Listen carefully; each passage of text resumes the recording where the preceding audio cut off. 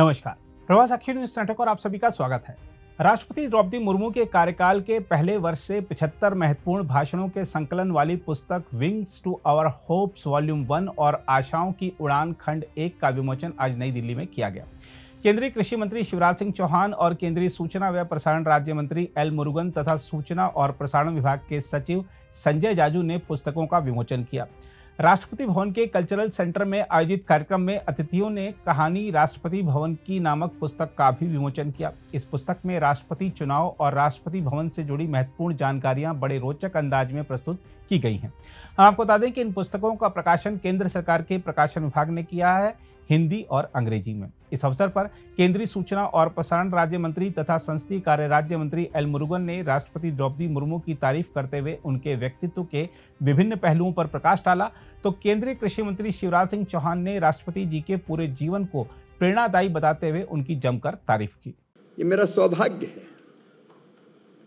कि भारत की महामहिम राष्ट्रपति श्रीमती द्रौपदी मुर्मू जी की भाषणों के संकलन की किताब के विमोचन का सौभाग्य मुझे मिला है। मैं अत्यंत सौभाग्यशाली हूं। लेकिन केवल एक बात मुझे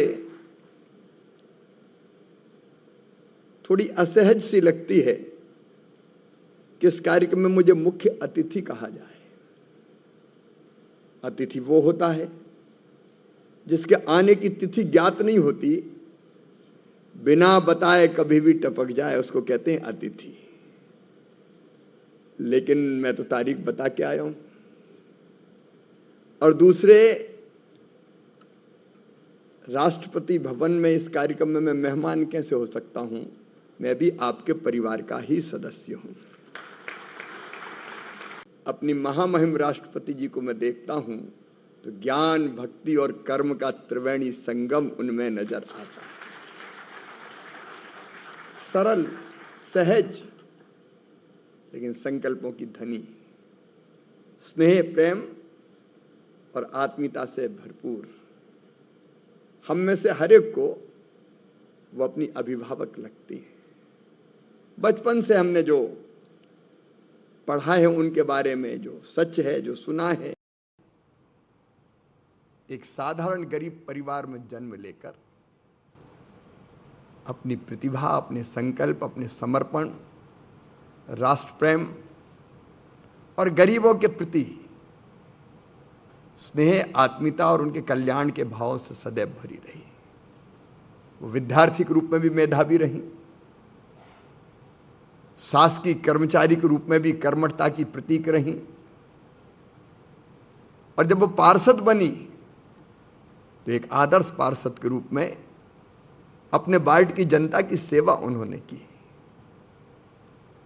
और जब वो विधानसभा में विधायक बनी तो सर्वश्रेष्ठ विधायक के सम्मान से उनको सम्मानित किया गया। मंत्री के रूप में उन्होंने एक अलग छाप छोड़ी, और जब राज्यपाल बनी तो केवल राजभवन में नहीं रही, जनता के, दीनों के, दुखियों के दर्द और तकलीफ को दूर करने का प्रयत्न सदैव करती रही, और दृढ़ संकल्पों की धनी। अगर सरकार का कोई फैसला ठीक नहीं लगा और लगा कि ये जनजातीय, आदिवासियों के हित में नहीं होगा, तो उसको उतनी सहजता से ही उन्होंने रोकने का भी काम किया। सच ये है कि किताबें जीवन के विभिन्न चरणों में हमारे सर्वश्रेष्ठ मार्गदर्शन का काम करती हैं। किताबें ना हमें सिर्फ जानकारियां देती है, बल्कि वे हमारे अतीत के चलचित्र से भी हमें रूबरू करती है। किताबें जीवन में हमारी सबसे अच्छी साथी होती है। जब भी हमें उनकी आवश्यकता होती है, वे हमारे लिए उपलब्ध हो जाती है। हमारे आसपास की दुनिया को समझने और सही गलत के बीच निर्णय लेने में हमारी मदद करती है।